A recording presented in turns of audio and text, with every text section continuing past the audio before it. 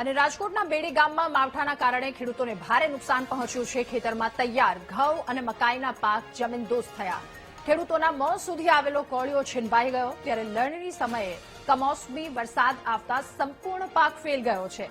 આર્થિક ફટકો લાગતા ખેડૂતો ચિંતિત થયા, તો ખેડૂતોએ સરકાર પાસે સહાયની માંગ કરી છે।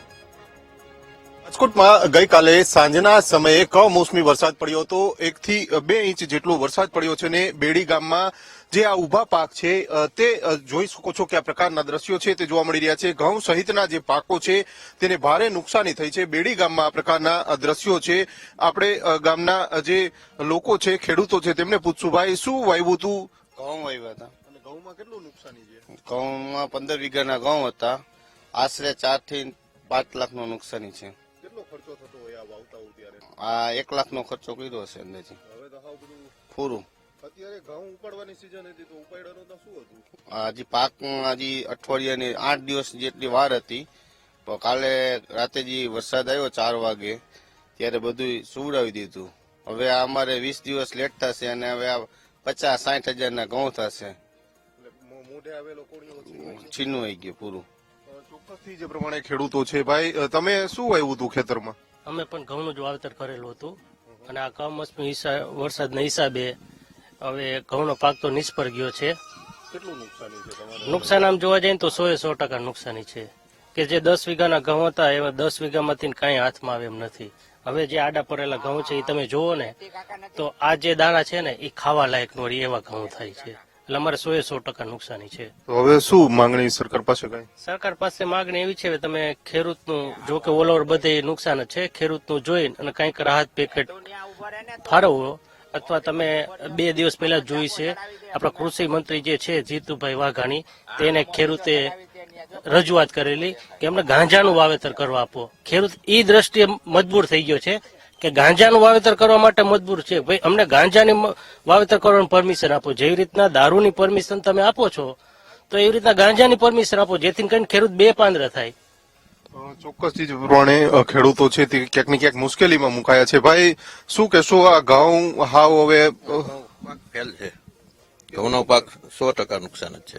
તમે કેટલું વાવ્યું હતું? અમારે 15 વીઘાનું છે, 15 વીઘા સુઈ ગયા બધા।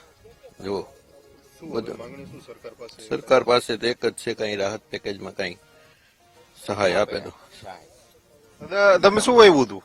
અમે ઘઉં જ વાવ્યા છે। મારે 30 વીઘાના ઘઉં હતા, પણ 15 વીઘાના મારે ઘઉં નીકળી ગયા, 15 વીઘાના હજી ઉભા છે અને બહુ નુકસાન આવ્યું છે ઘઉંમાં। જે સરકારે ટેકાના ભાવ જાહેર કર્યા છે તે 517 રૂપિયા સરકાર દેતી નથી, અને માથે જતા આ કમોસમી વરસાદને હિસાબે બહુ જાજુ નુકસાન થયું છે ખેડૂતને। ઘઉંમાં નુકસાન થયું છે, મકાઈમાં નુકસાન થયું, ફુલાવર કોબીસ અમારું ગામ છે એમાં શાકભાજીનો વિસ્તાર છે, ઘઉં ને બધું વાવેતર કરે છે, બધું નુકસાન થયું છે। બીજા કયા કયા પાકને તમારા ગામમાં નુકસાન? બીજા આપણે મકાઈ છે, ફુલાવર, કોબીસ, લસણ બધું વાવેતર ખેડૂએ કરેલું છે, બધાને નુકસાની છે। એ મોટા પ્રમાણમાં નુકસાન છે। ચોક્કસથી જે પ્રમાણે ખેડૂતો છે નુકસાની જોવા મળી રહી છે। આપણી સાથે ખેડૂત આગેવાન, શું કહેશો, કેટલી નુકસાની છે આ વખતે? અત્યારે હાલ તો લણણીનો સમય જ આવું થયું છે એટલે તો નુકસાનીનો કઈ અંદાજ લગાવે નહીં, પણ આ વખતે જે થયું છે એવું પહેલી વખત થયેલું છે। આવું સમય આગલા સમય ક્યારે અમે પણ નથી જોયું કે જે પાક વખતે ઘઉં છે એ તો પાણી તો વિપરીત હોય છે, એટલે હવે એ પાક વખતે જાય તો આનો કઈ વિકલ્પ જ નથી એમ। હવે ખેડૂત હાથમાં નહીં, જમીન નહીં, એવી સ્થિતિ નીકળી ગયો। મોઢા આવેલો હોત તો આખી વાત અલગ હતી, પણ મોઢામાંથી જ કોળિયો નીકળી ગયો છે, કારણ કે આ પાકને સમયે ત્યારે લણણી ચાલતી હતી બધે। જ્યાં ખેતરમાં જોવો ત્યાં ઘઉંનો પાકનું ઉત્પાદન, ઘઉંના લણણી ચાલતી હતી।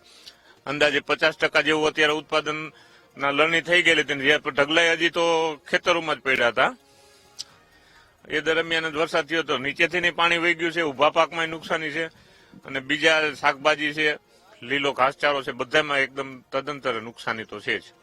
ચોક્કસથી જે પ્રમાણેના હું દ્રશ્યો બતાવવા માંગીશ। આખું આ ઘઉંનું ખેતર છે ને આ પાક છે તે જમીન ઉપર બેસી ગયો છે, કારણ કે ઘઉંની સિઝન છે, ઉનાળા દરમિયાન લોકો છે તે ઘઉં ભરાવતા હોય છે, પરંતુ જે પ્રમાણે ખેતરમાંથી એટલે કે 1 અઠવાડિયા પછી જ આ ઘઉં કાઢવાના હતા પરંતુ જે પ્રમાણે કમોસમી વરસાદ પડ્યો છે અને કમોસમી વરસાદના કારણે આ પ્રકારના ઘઉં છે ખેતરોમાં બેસી ગયેલા જોવા મળી રહ્યા છે. આ સિવાયના જે શાકભાજી સહિત જે લસણ સહિતનો જે પાક છે તેમાં પણ ભારે નુકસાની છે તે જોવા મળી રહી છે. કારણ કે કમોસમી વરસાદ પડ્યો હતો અને કમોસમી વરસાદ ગઈકાલે સાંજે પડ્યો હતો. 1 થી 2 ઇંચ જેટલો વરસાદ છે તે રાજકોટ તાલુકાના અલગ અલગ ગ્રામ્ય વિસ્તારોમાં પડ્યો છે અને બેડી ગામમાં પણ મોટા પ્રમાણમાં ઘઉંના પાકને નુકસાની છે તે ક્યાંક ને ક્યાંક થઈ છે. ત્યારે ખેડૂતો પણ ચિંતિત બન્યા છે અને ક્યાંક ને ક્યાંક રાહત પેકેજની માંગણી છે તે કરી રહ્યા છે. કેમેરામેન જુને જપાઈ સાથે ભાવ સુંદરવા BTV ન્યૂઝ રાજકોટ.